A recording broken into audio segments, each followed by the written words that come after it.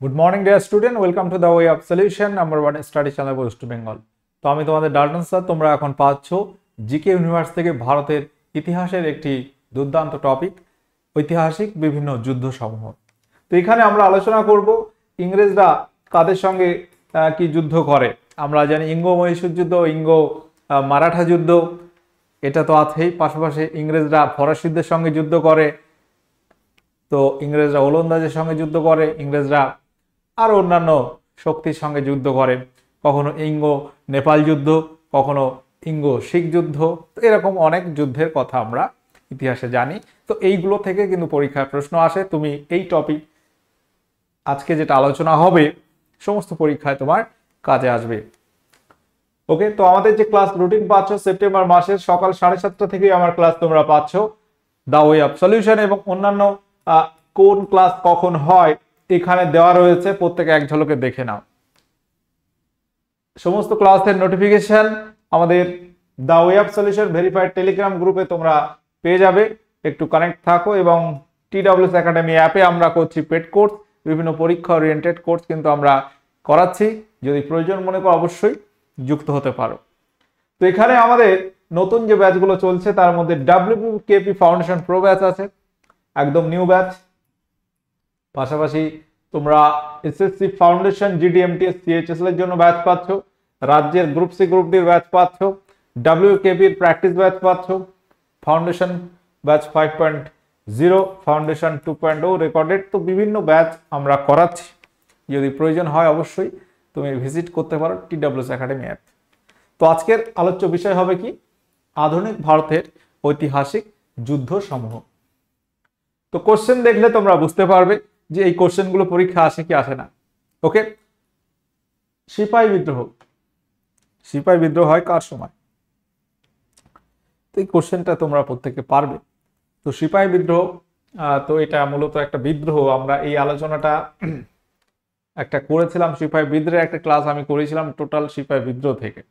আলোচনা পরেও করা হবে এই টপিক থেকে। যদি বলো স্যার সিপাহী বিদ্রোহ পুরো ক্লাস একটা করান, তো সেটাও করানো সম্ভব। সিপাহী বিদ্রোহ হয় লর্ড ক্যানিং এর সময়। আমরা জানি 1857 সালে এটা শুরু হয়েছিল। 1857 সালের 29শে মার্চ পশ্চিমবঙ্গের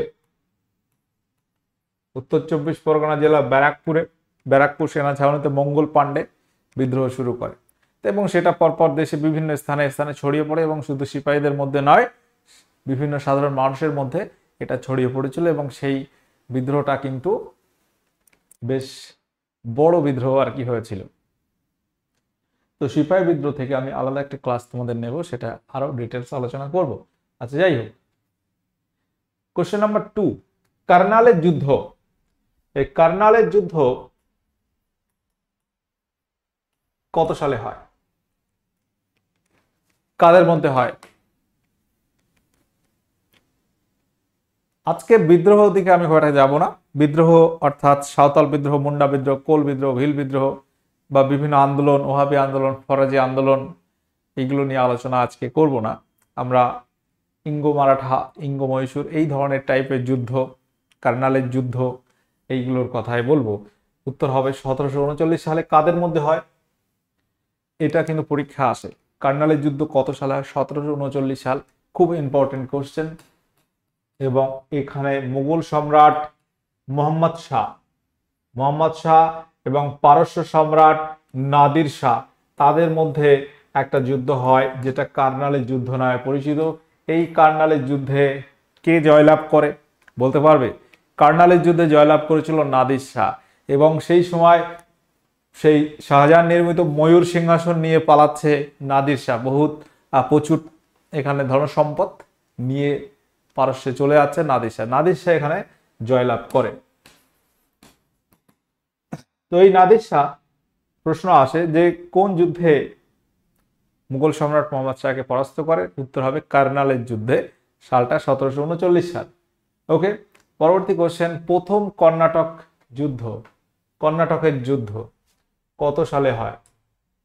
এখন এই যে কর্ণাটকের যুদ্ধ কথা বলছি আমরা, এই কর্ণাটকের যুদ্ধ মানে কাদের সঙ্গে কাদের বলতে পারবে?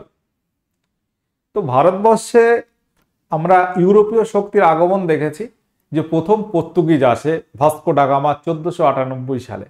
পরবর্তীতে 1600 দিকে ইংরেজ আসবে, ফরাসি আসবে, ওলন্দাজ আসবে, ডেনমার্ক আসবে। তো এরকম প্রচুর আছে, প্রচুর ইউরোপীয় শক্তি ভারতে আসে ব্যবসা বাণিজ্যের জন্য। পরে আস্তে আস্তে আস্তে আস্তে রক্ষকই ভক্ষক হয়ে যায়। আর কি যাই হোক, কোম্পানি ব্যবসা করতে গিয়ে সাম্রাজ্য দখল করে নিচ্ছে, টোটাল ক্ষমতা দখল করছে। তো এই কর্ণাটকের যুদ্ধটা হয়েছিল মূলত ইংরেজদের সঙ্গে ফরাসিদের।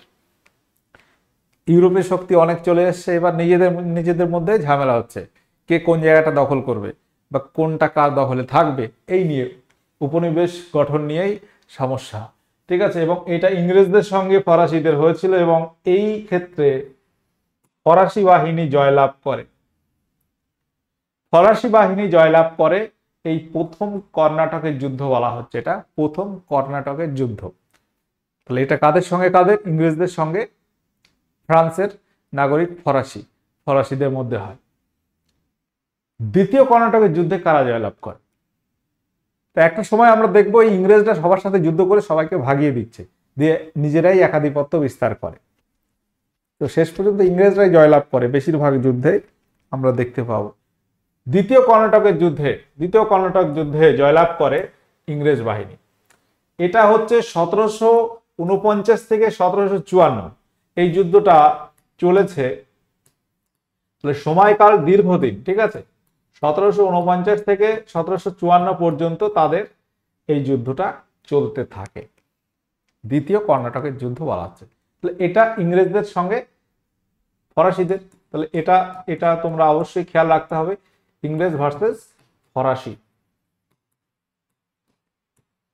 ফরাসি বাহিনী। অম্বরের যুদ্ধ, এটা কাদের মধ্যে হয়? অম্বরের যুদ্ধ, কোশ্চেন নাম্বার 6। অম্বরের যুদ্ধ কাদের মধ্যে হয়? আর্কটের নবাব আনোয়ার উদ্দিন এবং ফরাসি গভর্নর ডুপ্লের মধ্যে, নাকি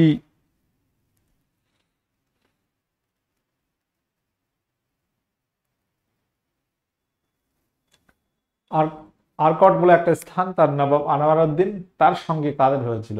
ফরাসি, ইংরেজ, ওলন্দাজ, ডেনমার্ক। এটা বলতে হবে। উত্তর হবে ফরাসি গভর্নর ডুপ্লের মধ্যে এই যুদ্ধটা হয় এবং এখানে এই যুদ্ধের সালটা 1749 সালে। এখানে ফরাসিরা জয়লাভ করে, আরকটের নবাব আনোয়ার উদ্দিন পরাস্ত হয়। ওকে,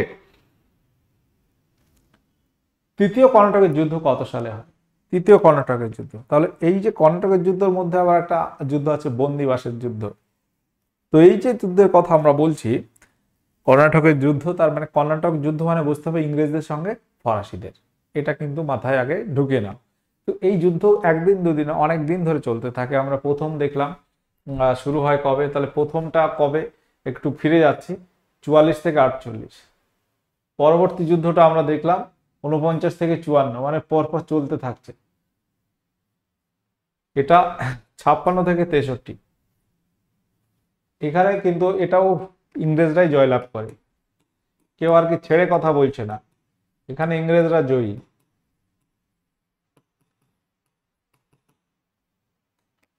বন্দিবাসের যুদ্ধ কাদের মধ্যে হয়?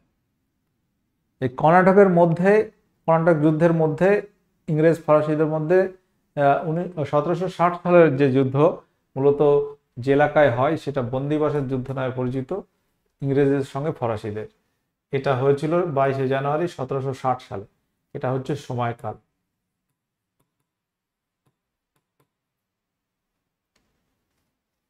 ওকে,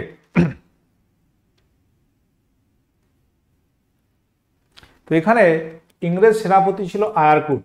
এইটা অনেক সময় আসে, এই যে ইংরেজ, এখানে কারা জয়লাভ করে? ইংরেজরা জয়লাভ করে। ইংরেজ সেনাপতি ছিল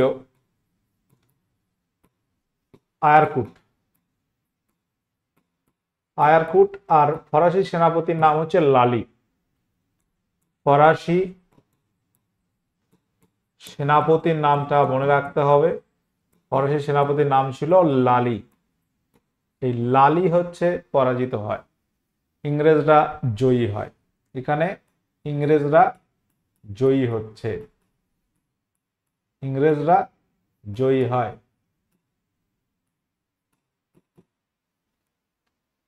গেল কর্ণাটকের যুদ্ধ। কোশ্চেন নাম্বার 9 বলছে বিদরাজ যুদ্ধ কাদের মধ্যে হয়েছিল? বিদরাজ যুদ্ধ এটি কাদের মধ্যে হয়? ইংরেজদের সঙ্গে হয়, বুঝতেই পারছো, ইংরেজদের সাথে ফরাসি, ওলন্দাজ, ডেনমার্ক, পর্তুগিজ। বলো কি হবে এখানে সঠিক উত্তর?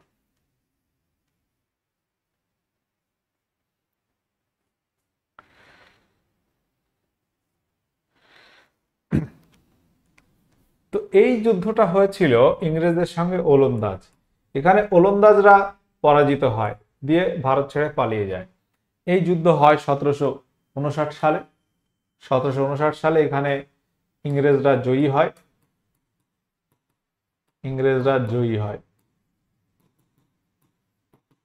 ওকে, এখানে ইংরেজরা জয়ী হচ্ছে। ওকে, মাথায় রাখো সালটা কত? 1759 সাল। পরবর্তী প্রশ্ন হচ্ছে তৃতীয় পানিপথের যুদ্ধ কবে হয়? তৃতীয় পানিপথের যুদ্ধ কবে হয়? এই যুদ্ধ মূলত কাদের মধ্যে হয়েছিল? মারাঠা ভার্সেস আফগান বাহিনীর মধ্যে। মারাঠা এবং আফগানদের মধ্যে হয়েছিল তৃতীয় পানিপথের যুদ্ধ। আচ্ছা, এই যে বিদরাজ যুদ্ধ আমাদের হুগলিতে, এটা মূলত হুগলি অঞ্চলে, পশ্চিমবঙ্গের। তৃতীয় পানিপথের যুদ্ধ পানিপথ হরিয়ানাতে প্রথম 1526, 1556 দ্বিতীয়, এটা তারপর 1761। 1761 সালের এখানে 3টে অপশন আছে, তুমি কোনটি করবে? এখানে একদম ডেট ধরে দেওয়া রয়েছে। তৃতীয় পানিপথের যুদ্ধ এটা হয়েছিল 14ই জানুয়ারি 1761 সালে, মারাঠা ভার্সেস আফগান। এখানে আফগানরা কিন্তু জয়ী হয়, মারাঠা বাহিনী পরাজিত হয়। ওকে, এখানে আফগানরা জয়ী হয়, মারাঠাদের সঙ্গে আফগানদের যুদ্ধ হয়, তৃতীয় পানিপথের যুদ্ধ। পরবর্তী কোশ্চেন, বক্সারের যুদ্ধ কত সালে হয়? Boxer, very important question. Boxer এটি কত সালে হয়? পলাশির যুদ্ধ কবে হয়? 1757, 23শে জুন। বক্সারের যুদ্ধ কবে হয়? এখানে 1764 আমরা প্রত্যেকে জানি, এটা হচ্ছে 22শে অক্টোবর 1764 সাল। ডেটটা একটু লিখে রাখতে পারো। এটা বক্সার যুদ্ধ কাদের মধ্যে হয়? বক্সার যুদ্ধের পরে ইংরেজরা আরো বেশি ক্ষমতা পাকাপোক্ত করে। এই বক্সার যুদ্ধটা হয় আমরা ইংরেজ বাহিনী, ইংরেজ ভার্সেস 3টে শক্তি। একটা হচ্ছে বাংলার মীর কাসিম, মীর কাসিমকে হটিয়ে দেয়, সেই মীর কাসিম ছিল। অযোধ্যার নবাব সুজাউদ্দৌলা, অযোধ্যার নবাবের নাম কি ছিল? সুজাউদ্দৌলা। সুজাউদ্দৌলা এবং তৎকালীন মুঘল সম্রাট দ্বিতীয় শাহ আলম, তাদের মিলিত বাহিনী। মুঘল সম্রাট দ্বিতীয় শাহ আলম, অযোধ্যার নবাব সুজাউদ্দৌলা, ইংরেজ এবং মীর কাসিম, তাদের মিলিত বাহিনীর সঙ্গে তোমার ইংরেজদের হয়েছিল। এখানে ইংরেজ সেই সময় বাংলার গভর্নর ছিল ভানসিটাট। ভানসিটাট ছিল বক্সারের যুদ্ধের সময় বাংলার গভর্নর। বাংলার গভর্নর কে ছিল সেই সময়? ভানসিটাট। এবং এই ভানসিটাট বা ইংরেজ বাহিনীরা জয়লাভ করে। বক্সার যুদ্ধে ইংরেজরা জয়ী হয় ইংরেজরা। ইংরেজ ভার্সেস মীর কাসিম, অযোধ্যার নবাব সুজাউদ্দৌলা এবং মুঘল সম্রাট দ্বিতীয় শাহ আলমের যে মিলিত বাহিনীর যুদ্ধ, বক্সারের যুদ্ধ নামে পরিচিত। 1764 সাল। এটা তোমরা অবশ্যই মনে রাখবে, পাশাপাশি ডেটটা যদি মনে রাখতে পারো সেটা আরো ভালো। 22শে অক্টোবর। প্রথম ইঙ্গ মহীশূর যুদ্ধ শেষ হয় কোন সন্ধির দ্বারা? প্রথম ইঙ্গ মহীশূর মানে কিন্তু মহীশূর বর্তমান কর্ণাটক। আগে যেটা কর্ণাটকের যুদ্ধ ইংরেজদের সঙ্গে ফরাসিদের, এবার ইঙ্গ মহীশূর। এই যুদ্ধটা হয়েছিল কাদের মধ্যে? ইংরেজ ভার্সেস কার? ইংরেজদের সঙ্গে আমরা দেখব হায়দার আলী, মহীশূরের সম্রাট হায়দার আলীর মধ্যে এই যুদ্ধ হয়। তো প্রথম ইঙ্গ মহীশূর যুদ্ধ চলতে থাকে 1767 থেকে 1769। এই 1767 থেকে 69 কোনো ফয়সলা হলো না, কোনো ফয়সলা হলো না। একটা সন্ধির দ্বারা এই যুদ্ধ এন্ড হলো। সন্ধির নাম হচ্ছে মাদ্রাজের সন্ধি। এই মাদ্রাজের সন্ধি হয় 1769 সালে। তাহলে প্রথম ইঙ্গ মহীশূর যুদ্ধ যেটা সমাপ্ত হচ্ছে কোন সন্ধির দ্বারা? মাদ্রাজের সন্ধি দ্বারা সমাপ্ত হলো, কোনো মীমাংসা হয়নি, এটা মাথায় রাখবে। তাহলে এখানে 67 থেকে 69, মাদ্রাজের সন্ধি 1769, খেয়াল রাখতে হবে। পরবর্তী কোশ্চেন হচ্ছে প্রথম ইঙ্গ মারাঠা, ইংরেজদের সঙ্গে মারাঠাদের যুদ্ধ। ইংরেজদের সঙ্গে মারাঠাদের যুদ্ধ, এই যুদ্ধ হয় কার সময়? তাহলে ইংরেজরা একের পর এক যুদ্ধ করেই যাচ্ছে, সব জায়গায় ক্ষমতা তাদের লাগবে, সব জায়গায় ক্ষমতা দখলের জন্য। তো প্রথম ইঙ্গ মারাঠা যুদ্ধ এটা হয়েছিল ওয়ারেন হেস্টিংসের সময়, এবং সেই যুদ্ধটা দীর্ঘদিন চলতে থাকে। 1775 থেকে শুরু হচ্ছে, 82তে গিয়ে এন্ড হচ্ছে। কোনো মীমাংসা এক্ষেত্রেও হয়নি, এটাও একটা সন্ধির দ্বারা শেষ হয়। বলা হচ্ছে প্রথম ইঙ্গ মারাঠা যুদ্ধ শেষ হয় কোন সন্ধির দ্বারা? এই যে সন্ধিগুলো কিন্তু খুব ইম্পর্টেন্ট। মাদ্রাজের সন্ধি, সলবাই সন্ধি, শ্রীরঙ্গপত্তম, ম্যাঙ্গালোর সন্ধি, এগুলো আমরা একটা একটা করে আলোচনা করব যাতে তোমাদের গুলিয়ে না যায়। আমি সবগুলো একসাথে বলছি না, ওই জন্য বিষয়টা আগে বোঝো। প্রথম ইঙ্গ মারাঠা যুদ্ধ, আগেরটা প্রথম ইঙ্গ মহীশূর, মহীশূর মানে কর্ণাটক, ঠিক আছে। তো এইখানে ইংরেজ এবং মারাঠাদের সঙ্গে যে যুদ্ধ এটা শেষ হয় সলবাই সন্ধি, সালটা কত? 1782 সালে এন্ড হয়। এই যে দেখলাম, তাহলে 75 থেকে 82 চলতে থাকলো, 82তে সমাপ্ত হচ্ছে একটা সন্ধির দ্বারা, সেটা নাম সলবাইয়ের সন্ধি। মনে রাখতে হবে সলবাইয়ের সন্ধি কত সালে হয়? 1782। তখন কে থাকে বাংলার গভর্নর? General Warren Hastings. পরবর্তী কোশ্চেন, কোশ্চেন নাম্বার 15, দ্বিতীয় ইঙ্গ মহীশূর। পরবর্তী আবার ইংরেজদের সঙ্গে মহীশূরের তো সমাপ্ত হয়নি, হায়দার আলীর সঙ্গে যে চুক্তিটা হয়েছিল, সন্ধিটা হয় প্রথম মাদ্রাজের সন্ধি। মাদ্রাজের সন্ধি এটা আর হবে না, দ্বিতীয় ইঙ্গ মহীশূর চলে আসছে। এটা 1769 সালে এটা এন্ড হচ্ছে। তো এটা অন্য সন্ধি, সলবাইয়ের সন্ধি। আমরা দুটো অ্যান্সার পেয়ে গেছি 1782। এবার তোমাকে এই দুটোর মধ্যে একটা অ্যান্সার করতে হবে। বলো কি হবে? শ্রীরঙ্গপত্তমের সন্ধি হবে না ম্যাঙ্গালোর হবে? কি হবে? দুটো অপশন আমি এলিমিনেট করে দিলাম। উত্তর হবে স্যার, এটা একটু ঘেটে গেছে, 1759, এটা হবে ম্যাঙ্গালোরের সন্ধি। ম্যাঙ্গালোর সন্ধি কবে হয়? 1784 সালে হয়।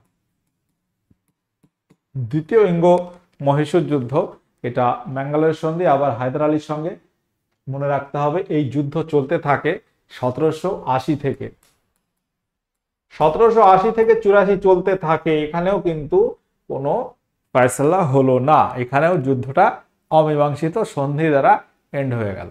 কোন সন্ধি? ম্যাঙ্গালোরের সন্ধি। ম্যাঙ্গালোর সন্ধি সালটা 1784, মাথায় রাখবে। তৃতীয় ইঙ্গ মহীশূর, থার্ড ইঙ্গ মহীশূর ওয়ার, তৃতীয় ইঙ্গ মহীশূর যুদ্ধ এটা হয় কত সাল? এবার টিপু সুলতান চলে আসছে। টিপু সুলতান হায়দার আলীর পুত্র টিপু সুলতান। তো হায়দার আলীর পুত্র টিপু সুলতানের সঙ্গে একটা সন্ধি হবে, সেটা হচ্ছে 1792 সালে। 1790 থেকে 92 চলতে থাকে থার্ড ইঙ্গ মহীশূর ওয়ার, এবং এটা এন্ড হয়, এটা মনে রাখবে, এটি সমাপ্ত হয়, এই যুদ্ধ সমাপ্ত হয় কোন সন্ধির দ্বারা? সমাপ্ত হয় শ্রীরঙ্গপত্তমের সন্ধি দ্বারা। আগের কোশ্চেন আমি একটু ফিরে আসছি। শ্রীরঙ্গপত্তমের সন্ধিটা হয় 1792 সালে। তাহলে এই শ্রীরঙ্গপত্তমের সন্ধির দ্বারা এই যুদ্ধ এন্ড হচ্ছে। শ্রীরঙ্গপত্তমের সন্ধি শ্রীরঙ্গপত্তমের সন্ধি হচ্ছে 1792 সালে। এটা কার সঙ্গে? এটা ইংরেজদের সঙ্গে। আমরা কার কথা বলবো? ইংরেজদের সঙ্গে হচ্ছে টিপু সুলতান। টিপু সুলতান মনে থাকবে তো। এখানে অপশন যদি দেয় শ্রীরঙ্গপত্তমের সন্ধি কবে হয়? 1992 সাল। লাস্ট ইঙ্গ-মহীশূর ওয়ার, এটা হচ্ছে ইঙ্গ-মহীশূর ওয়ার লাস্ট বা চতুর্থ, এটাই শেষ। ইঙ্গ-মহীশূর যুদ্ধ এখানে এন্ড হয়ে যাবে। মহীশূর অর্থাৎ কর্ণাটক, এটা যুদ্ধ হয় কোন সালে? এখানে দেখা গেল যে টিপু সুলতান মারা গেল যুদ্ধে 1799 সালে। চতুর্থ ইঙ্গ-মহীশূর, এখানে ইঙ্গ-মহীশূর যুদ্ধের অবসান ঘটল। ঠিক আছে, এখানে আর সন্ধি নয়, এখানে টিপু সুলতান মারা যায়। টিপু সুলতান মারা যায় 1799 সালে। তাহলে চতুর্থ ইঙ্গ-মহীশূর যুদ্ধ হয় 1799 সালে। সেই সময় বলতে হবে কে ছিল বাংলার গভর্নর জেনারেল?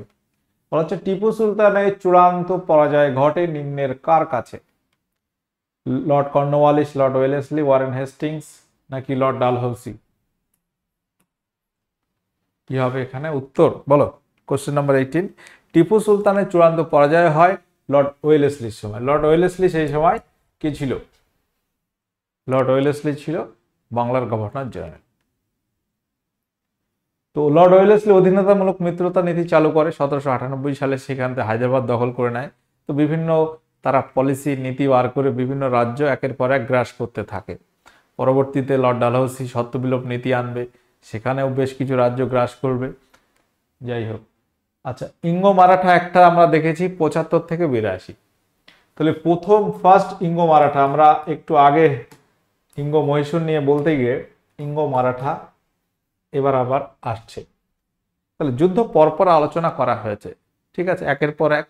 পরপর মানে কি? ইঙ্গ মহীশূর, তারপর ইঙ্গ মারাঠা হলো, দ্বিতীয় ইঙ্গ মহীশূর, তৃতীয় ইঙ্গ মহীশূর, চতুর্থ ইঙ্গ মহীশূর। মহীশূর স্টপ, এবার মারাঠা আবার শুরু হচ্ছে। ফার্স্ট ইঙ্গ মারাঠা কবে হয়েছিল? ইঙ্গ মারাঠা যুদ্ধ হয়েছিল কবে? 1775 থেকে 82, এখানে সলভায় সন্ধি দ্বারা এন্ড হয়েছিল। দ্বিতীয় ইঙ্গ মারাঠা যুদ্ধ হয়েছিল 1803 থেকে 5 এই সময়। ঠিক আছে, 1803 থেকে 5 এই সময়।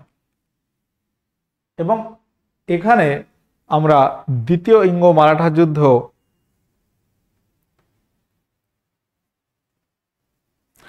আমরা দেখব বেসিনের সন্ধি একটা আছে 1802। এর মধ্যে 1802 সালে একটা সন্ধি হয় যেটা বেসিনের সন্ধি নামে পরিচিত। বেসিনের সন্ধি কয়েকদিন স্টপ থাকে ইংরেজদের সঙ্গে মারাঠাদের। বেসিনের সন্ধি, দেওগাঁওয়ের সন্ধি, অঞ্জনগাঁওয়ের সন্ধি, এরকম আছে 1803 সালে। এই সন্ধি দ্বারা এই যুদ্ধ স্টপ হয়।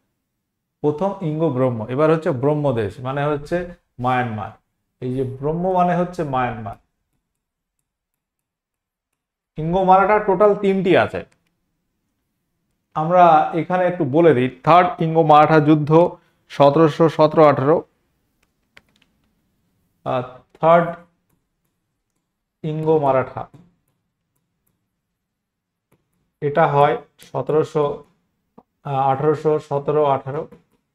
দ্বিতীয় বাজিরাও এখানে পরাস্ত হয়, পুনা চুক্তি হয় 18। তো এখানেই আর কি মারাঠা যুদ্ধ এন্ড হয়ে যায়। এটা দ্বিতীয় বাজিরাওয়ের সঙ্গে পেশোয়া পথ চলে যায়। দ্বিতীয় বাজিরাও পরাস্ত হয়। দ্বিতীয় বাজিরাও আমরা জানি শেষ পেশোয়া, পরাস্ত হয়। ইঙ্গ মারাঠাটা এন্ড হলো।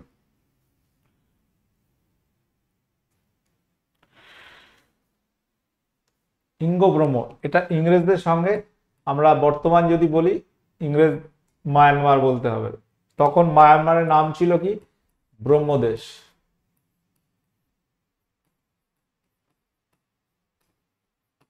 মানে মায়ানমার।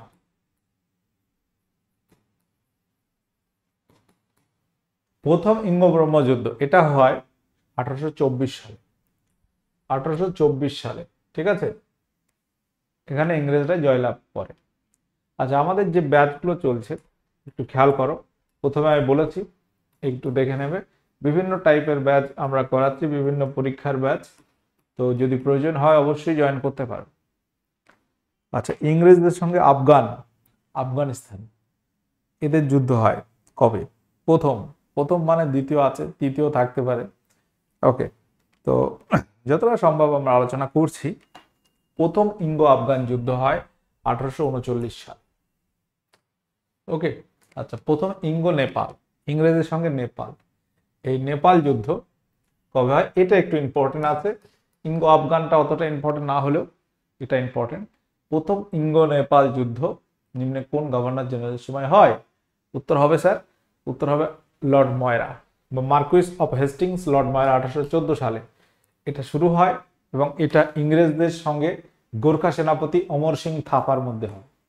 গোর্খারা পরাজিত হয় এবং 1816 সালে একটা সন্ধি হয়, সগৌলি সন্ধি দ্বারা প্রথম ইঙ্গো নেপাল যুদ্ধের অবসান ঘটে। এই সগৌলি সন্ধি হয় কবে? 1816 সালে। এটা কিন্তু একটু লিখে নিতে পারো। পরবর্তী কোশ্চেন হচ্ছে প্রথম ইঙ্গো শিখ, ইংরেজদের সঙ্গে শিখের যুদ্ধ, ইংরেজদের সঙ্গে শিখের যুদ্ধ এটা কবে হয়? এটা হয় 1845 সালে। লাহোরের সন্ধি দ্বারা এটা স্টপ হয়ে যায়। এটা লাহোরের সন্ধি দ্বারা এই যুদ্ধ শেষ হয়। লাহোরের সন্ধি দ্বারা এটা স্টপ হয়, লাহোরের সন্ধি 1845।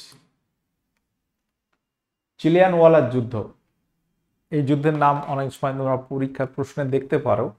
চিলিয়ানওয়ালার যুদ্ধ এটা কাদের সঙ্গে কাদের? ইংরেজদের শিখ, ইংরেজ মারাঠা, ইংরেজ ওলন্দাজ নাকি ইংরেজ আফগান? চিলিয়ানওয়ালার যুদ্ধ এটা হয় ইংরেজদের সঙ্গে শিখের। এটাও ইঙ্গো শিখ যুদ্ধের মধ্যে আমরা ধরতে পারি। এটা 1849 সালে হয়। এই চিলিয়ানওয়ালার যুদ্ধ ইংরেজরা জয়লাভ করে 1849। দ্বিতীয় ইঙ্গো ব্রহ্ম যুদ্ধ, তাহলে প্রথম ইঙ্গো ব্রহ্ম 1824 দেখলাম। দ্বিতীয় যুদ্ধ কবে হয়, কার আমলে হয়? ইংরেজদের সঙ্গে ব্রহ্মদেশ বা মায়ানমার, এটা হয়েছিল লর্ড ডালহৌসির সময় 1852 সালে। 1852 সালে।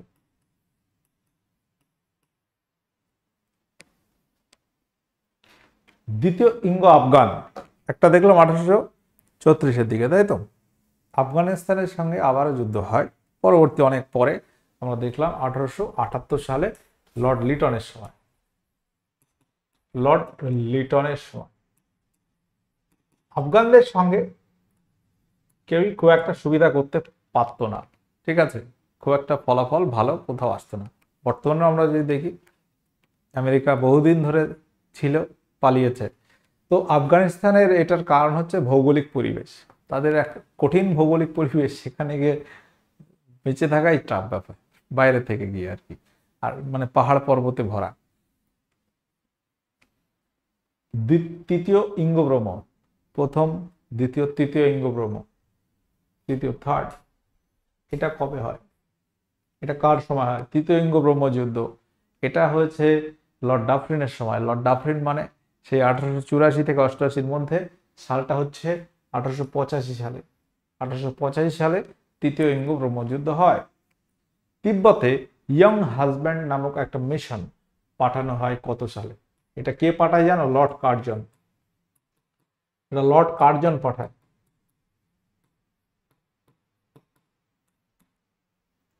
এটা হচ্ছে 1904 সালে তিব্বতে। তিব্বত মানে বর্তমান চীন বলতে পারি আমরা। তৃতীয় ইঙ্গো আফগান, থার্ড ইঙ্গো আফগানে আফগানিস্তানের সঙ্গে প্রথম, দ্বিতীয়, তৃতীয়, এটা অনেক পরে। এটা তোমার যদি আমরা দেখি 1919 সালে এসে তোমার লর্ড চেমসফোর্ডের সময় তারা যুদ্ধ করে। আচ্ছা, কোশ্চেন নাম্বার 30, এটা আলাদা কোশ্চেন। মন্টেগু চেমসফোর্ড সংস্কার আইন কবে হয়? এটা আমরা আজকে হোমওয়ার্ক দিচ্ছি। 30 কোশ্চেন এখানে আমরা করাচ্ছি, তার মধ্যে যুদ্ধ নিয়ে 29টি কোশ্চেন আছে। প্রত্যেকে যারা কানেক্ট আছো একটু নোট করে নেবে যে যুদ্ধগুলো আলোচনা হয়েছে, খুব ইম্পর্টেন্ট। কিন্তু আমরা এটা ওয়ার 1 যদি বলি, আবার ওয়ার 2 নিয়ে আসবো, ঠিক আছে? ঋত্বিক রোশনের মতো ওয়ার 2, সেখানে বিদ্রোহ নিয়ে আলোচনা করব। বিভিন্ন বিদ্রোহ, সিপাহী বিদ্রোহ তো আছে, নীল বিদ্রোহ, সাঁওতাল, ভিল, কোল, মুন্ডা, কুকা, মোপলা, অনেক বিদ্রোহ আছে। সেগুলো নিয়ে আমরা আরো একটা ক্লাস নিশ্চয়ই নেব। ঠিক আছে, সকলে ভালো থাকো, সুস্থ থাকো, দেখা হচ্ছে পরবর্তী ক্লাসে। ওকে, টাটা, বাই।